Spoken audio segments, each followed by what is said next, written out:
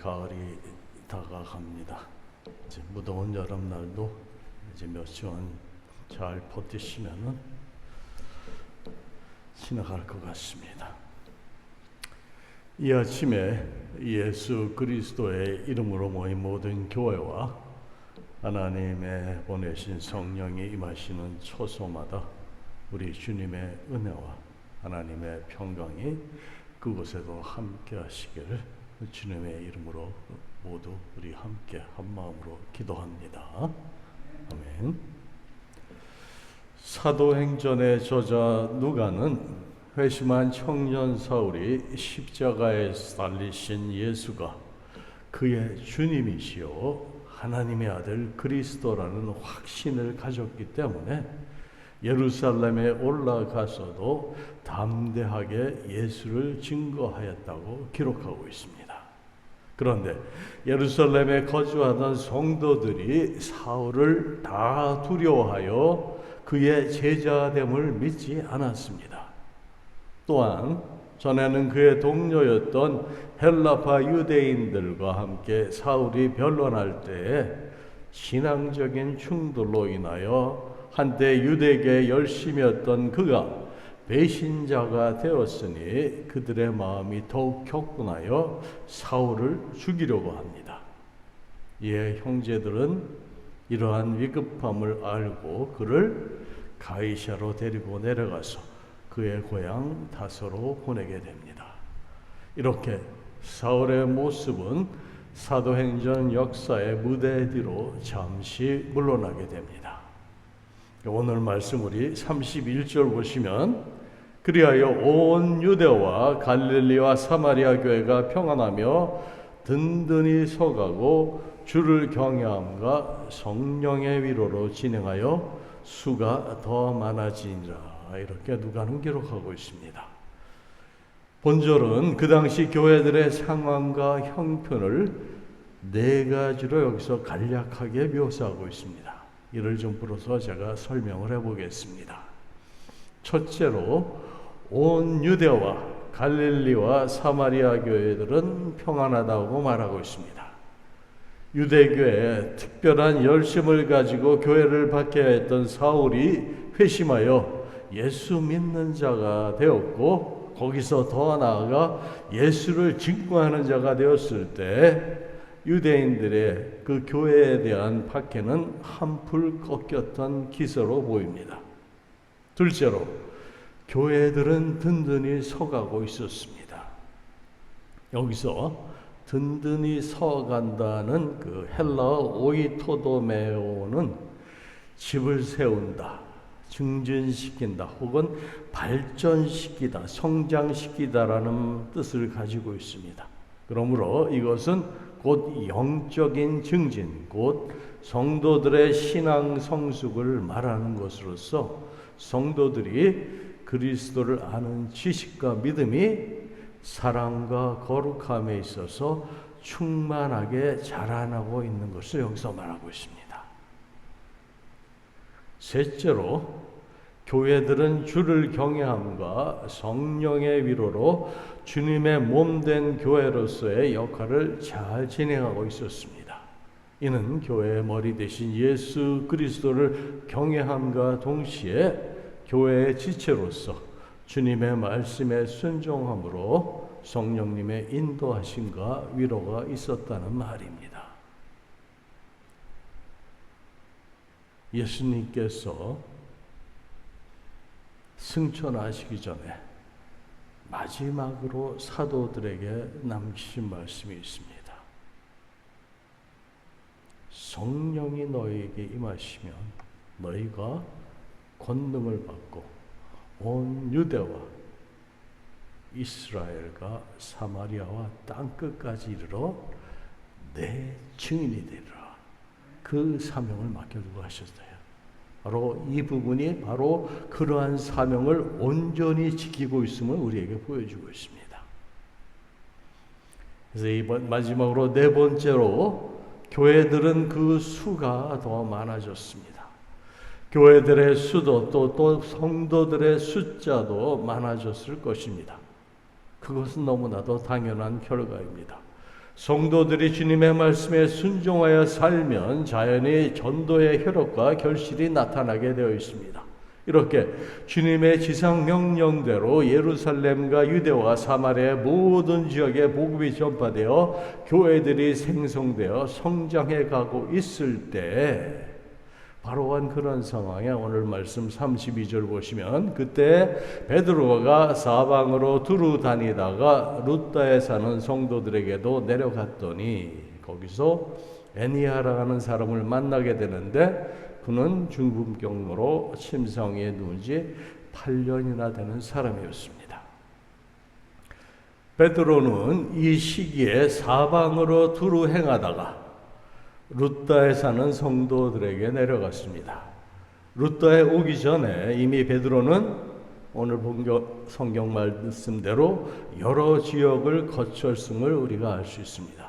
이것이 전도를 위한 여행이었는지 혹은 이방 지역에 있는 교회들을 방문 시찰 여행이었는지 분명하지는 않지만 사도행전 8장 14절 15절 말씀을 잠깐 보세요. 거기 보시면 이유가 나옵니다. 예루살렘에 있는 사도들이 사마리아도 하나님의 말씀을 받았다 함을 듣고 베드로와 요한을 보내매 그들이 내려가서 그들을 위하여 성령 받기를 기도하니라고 말하고 있습니다. 스데반의 죽음으로 예루살렘에 있는 교회에 큰 박해가 있어 사도 외에는 다 유대와 사마리아의 모든 땅으로 사방으로 그들이 흩어지게 되었습니다. 이 시기에 빌립 집사는 사마리아 땅으로 가서 복음 사역을 하고 있었습니다. 예루살렘에 남아있던 사도들 외에는 없었어요. 그 사도들은 빌립의 사마리아 선교 활동의 성공적인 보고를 듣고서 이렇게 두 사도를 파송하게 이릅니다. 사도들 중에서 기둥같이 쓰임받던 두 사도가 빌립의 전도 지역을 방문한 것입니다. 즉 사도들의 대표로 할 수 있는 두 사람이 유대인들에 의해 경멸받는 이방인 특히 사마리아 땅에 그들에 대한 편견의 모든 벽을 허물고 모든 사람의 기쁨을 위해 하나님의 뜻을 따라 사마리아를 찾아가므로 진정한 복음의 정신을 그들이 실천하게 됩니다. 예수님 당시에도 예수님께서 사마리아 지역에 들러서 우물가의 여인과 대화를 나눈 적이 있습니다. 그때 그 상황, 유대인들과 사마리아인들 사이에는 깊은 갭이 있었어요. 그들이 그들을 이방인 그 이하로 무시하고 천대했던 그러한 사람들이에요. 그 땅에 복음이 드디어 증거되면서 하나님의 역사가 나타나기 시작한 거예요. 여러분들은 지금 많은 시간이 지나서 이 성경 말씀을 우리가 대하고 있지만 그 당시 사도들과 제자들에게는 그게 예수님께서 당장 내일이라도 다시 재림하셔서 오실 것 같은 그러한 극박한 상황이었던 것을 여러분들이 이해하셔야 돼요. 사도 바울도 그러한 마음을 초기에 가지고 있었고 12 제자들은 특히 그 말씀이 곧 이루어져서 주님 재림할 것이 오늘이라도 올 것 같은 그러한 긴박한 상황이라고 그 제자들은 믿었습니다. 그래서 사마리아의 땅에도 복음이 증거됐다는 그 말을 들었을 때 신속하게 두 사도를 그쪽으로 보냈던 것입니다. 이처럼 성령 받은 베드로의 행적은 이방 그리스도인들을 시찰 격려하면서 동시에 전도도 하기 위한 것으로 보입니다. 이러한 가운데 베드로가 방문한 곳이 이제 예로 성경에 오늘 말씀에 나옵니다. 이 룻다는 예루살렘에서 여러분들 지도를 보시면은 북서쪽으로 약 40km, 대략 25마일 지점에 위치한 곳으로서 해안 도시, 오늘 나오는 그 요빠 있죠? 베드로가 다비다를 살린 그 요빠로부터는 동쪽으로 약 17km, 10마일 정도에 위치한 그러한 그런 비옥한 땅으로 알려진 곳입니다. 그런데 이 지역에도 이미 교회가 있었다라는 거예요. 그럼 언제 여기에 복음이 전해진 것일까요? 앞에서 언급했듯이 사도행전 8장을 보시면 7명의 집사, 주님의 일꾼들 중에 하나였던 빌립이 사마리아에서 복음을 전하다가 성령께서 그를 인도하셔서 광야로 데리고 난 사건이 있었죠. 그래서 광야로 가서 남쪽으로 그를 보내서 이디오피아 내시에게 복음을 전하게 했습니다. 우리가 그 사건을 너무나 자세하게 살펴봤기에 대강 설명을 하겠습니다. 그때 내시에게 세례를 베풀고 물에서 올라올 때 그 즉시 성령께서 빌립을 이끌어 그것을 떠나게 하셨는데 8장 40절 말씀을 잠깐 보세요. 40절 말씀을 보면 빌립은 아소도에 나타나 여러 성을 지나다니며 복음을 전하고 가이사라에 이르니라 라고 기록하고 있습니다. 즉 여러 곳에서 복음을 전하다가 가이사라에 그가 정착한 것입니다. 빌립이 지나간 그 남쪽 광야 길로부터 해안을 따라서 중부 지역인 가이사라까지 올라가면서 그 사이에 여러 성들이 있는데 빌립은 그곳을 지나면서 복음을 전했다는 말입니다. 그렇게 복음이 증거된 거예요. 그 중에 루다도 있었고 베드로의 다음 행선지인 요빠도 있었습니다. 거기에서 복음을 증거하여 사람들이 믿고 제자들도 생겨난 것으로 보입니다. 또한 사울이 다소로 피할 때에도 이 가이사라에 들렀다가 다소로 간 일이 있었죠. 이렇게 이미 여러 곳에 주님의 성도 교회들이 생성되어서 성도들이 존재하고 있었습니다. 베드로는 루다에서 애니아라는 사람을 만나게 됩니다. 그는 중풍병으로 침상에 누운 지 8년이나 되었습니다. 물론 예수님은 38년 된 중풍병자도 예루살렘에서 고치셨습니다. 또한 12년 동안 혈루증으로 앓던 여인도 주께서는 고쳐주셨어요. 이 38년에 비하면 8년은 너무나도 짧은 시간이라고 생각할 수도 있지만 그렇게 8년 동안 병으로 누워 있었다는 말은 다른 말로 나아질 가능성이 없었다는 말이기도 합니다. 그런 애니아를 보면서 오늘 말씀 보면은 베드로가 그에게 뭐라고 말합니까? 애니아여, 예수 그리스도께서 너를 낫게 하시니 일어나 내 자리를 정돈하라. 예수 그리스도께서 오늘 이 시간 너를 낫게 하시니 내 자리를 정돈하라고 베드로가 말씀을 증거합니다. 베드로는 애니아에게 그냥 일어나라 하지 않고 예수 그리스도께서 너를 낫게 하시니라고 말하면서 일어나 내 자리를 정돈하라고 말합니다. 그러자 놀랍게도 8년 동안 누워있던 애니아가 즉시 일어납니다. 성령의 역사로 기적이 일어나는 것입니다. 그래서 이 기적을 보고 루다 도시와 사론 지역의 많은 사람들이 주님께 돌아오게 됩니다. 그때 거기에서 멀지 않은 요바에서는 여제자 다비다가 병들어 죽게 됩니다. 38절 보시면 루다가 요바에서 가까운지라 제자들이 베드로가 거기 있음을 듣고 두 사람을 보내어 지체 말고 와달라고 간청하여 베드로가 그곳으로 갑니다. 이 사건은 우리가 다음 주에 살펴보도록 하겠습니다. 그런데 루다에서 중풍병자 애니아를 베드로가 고친 사건은 복음서 마가복음, 누가복음에서 한 중풍병자를 고쳐주셨던 예수님의 모습과 너무나도 흡사합니다. 누가복음 5장 24절 말씀해 보시면 내가 네게 이르노니 일어나 내 침상을 가지고 집으로 가라 하고 예수님께서 한 중풍병자에게 하신 말씀이 있습니다. 이게 무슨 말입니까?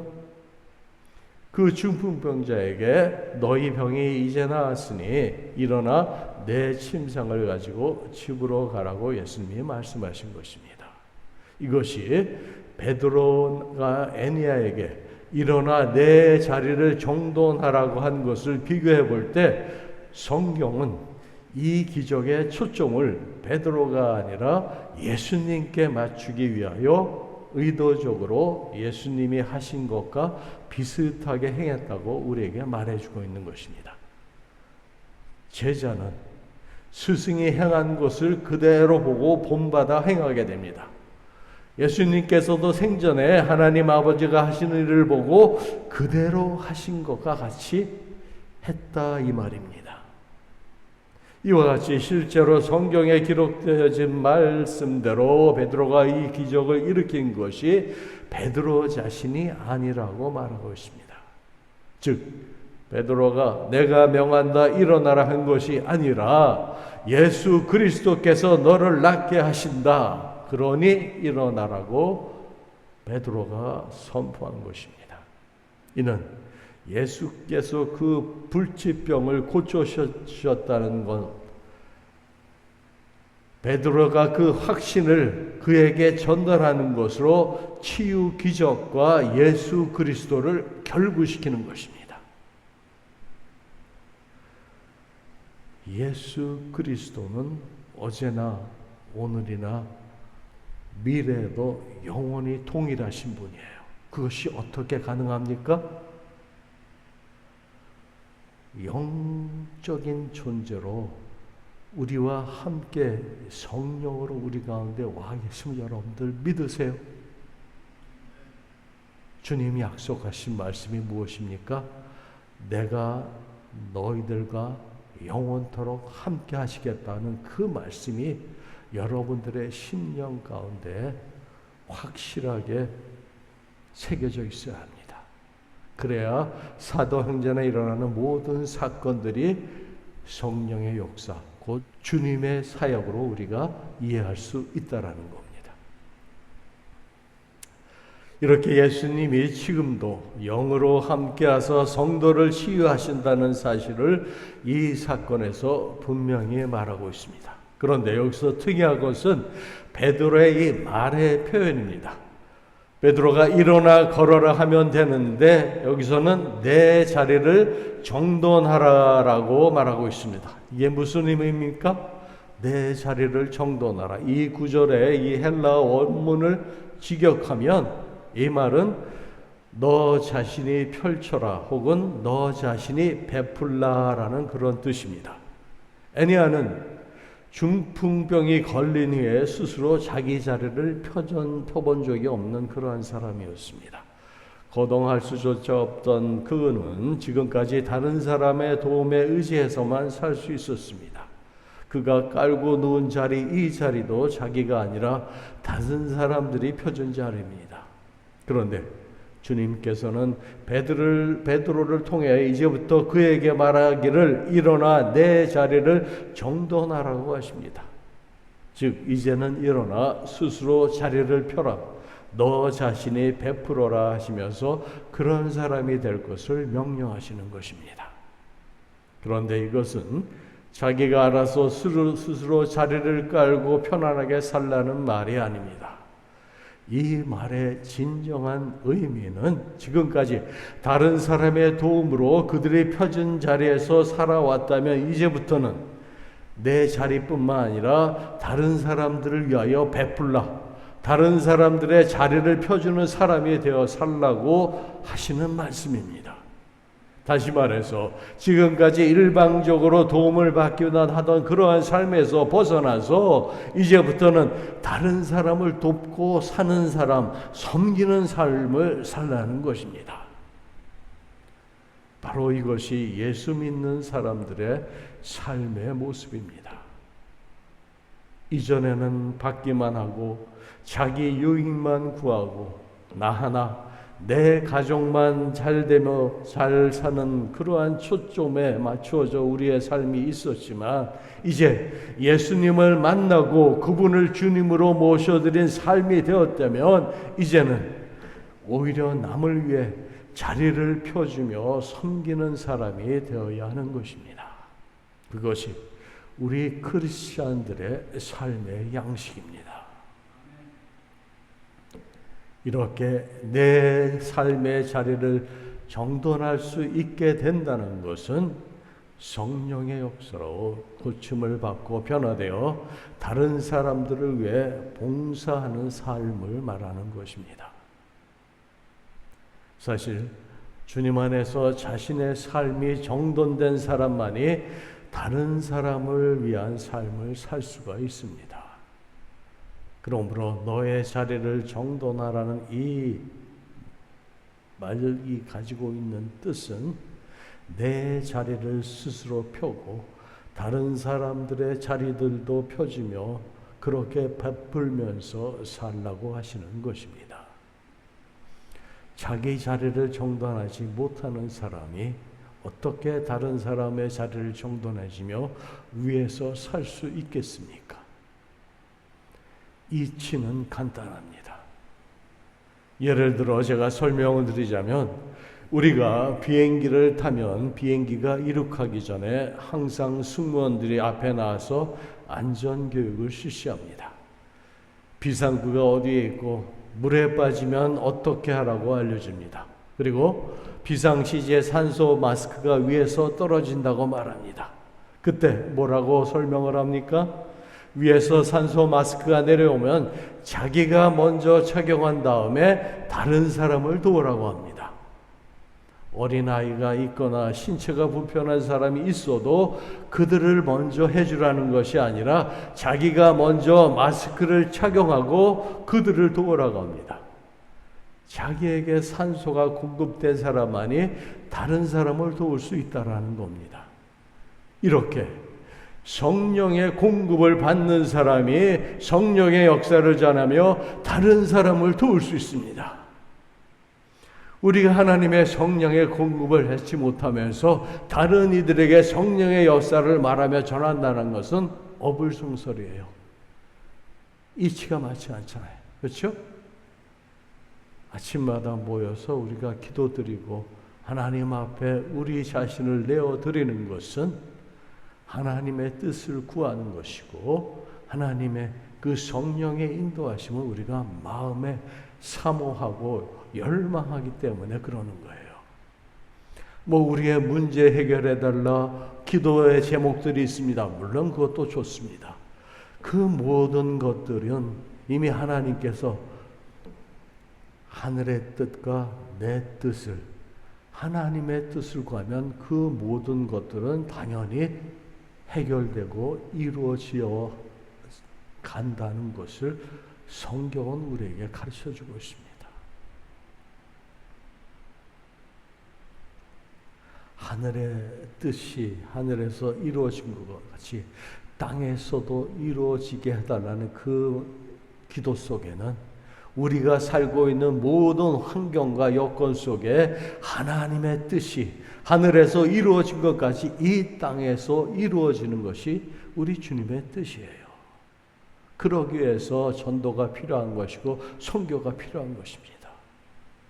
아직 하나님을 알지 못하고 주님의 말씀을 얻지 못하고 듣지 못한 사람들의 이 복음이 증거돼서 만민에게 이 복음이 증거될 때 우리 주님 분명히 다시 오십니다. 그럴 때 여러분들에게 여러분들이 하신 사역을 물으실 거예요.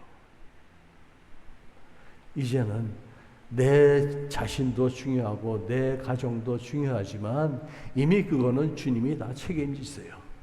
이제부터는 다른 이들을 위해서 베푸는 삶을 사십시오.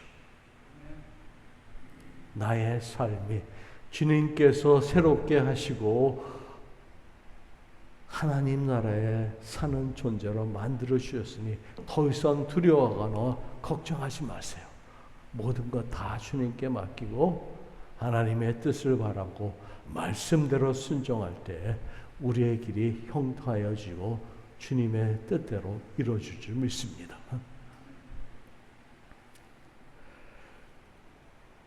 사도 베드로, 지금은 성령의 능력으로 진리 안에서 변화된 베드로의 삶이지만 이전에는 보잘것없는 단순한 어부에 불과했습니다.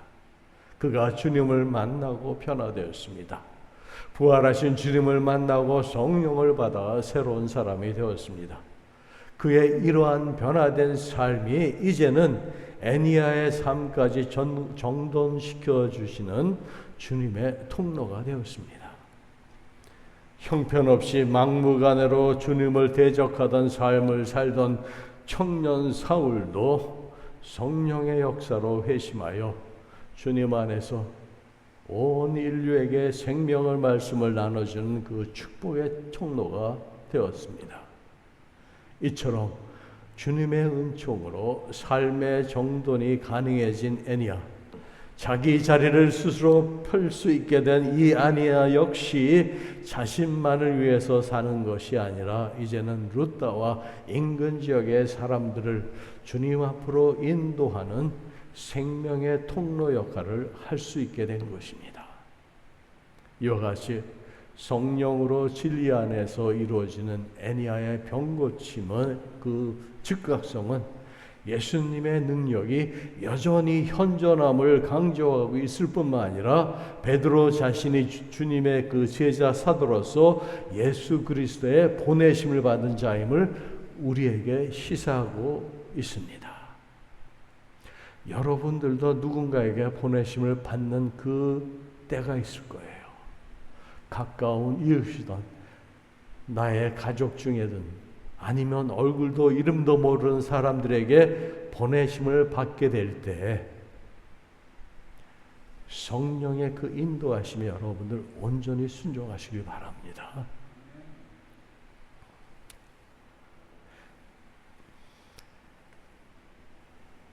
그래서 이 병의 치유로 이어지는 삶의 정도는 다른 사람들의 삶까지도 정돈시켜주고 도와줄 수 있게 됩니다. 우리가 이처럼 주님 안에서 제자로서 삶이 정돈될 때 다른 사람을 치유하는 축복의 통로가 될 수 있습니다. 사랑하는 성도 여러분, 주님은 우리와 함께 늘 함께 하시기 원하십니다. 그분을 우리의 삶의 중심에 모셔드리기 원하시고, 예전에 그 제자들이 베드로가 그렇게 할 수 있었던 것은 스스로의 능력이 아닙니다. 그의 심령 안에 내주하시는 주님의 능력이었습니다. 우리도 그분을 마음 중심에 모셔드리고 진정 내 주인으로 모시고 살 때 성령의 역사가 나타나서 우리가 변화되기 시작합니다.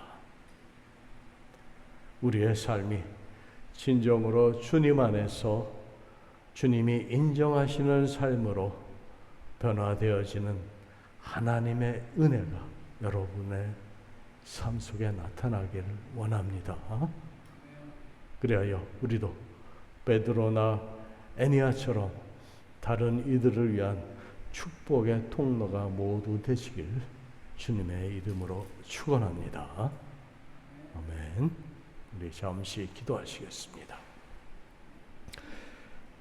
성령 하나님, 초대교회 성도의 교제가 성령의 역사하심 가운데 치유와 회복 그리고 위로의 모습으로 활발하게 이루어지고 있었음을 오늘 베드로의 눕다 방문 사건으로 우리에게 보여주셨습니다.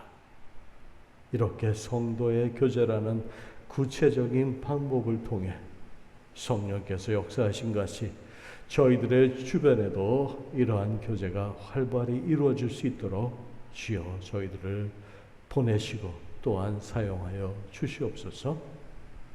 아버지 하나님, 또 오늘 특별히 다니엘 선교사님 이곳에 보내주셔서 저희들과 함께 예배드리게 하심을 진정으로 감사드립니다.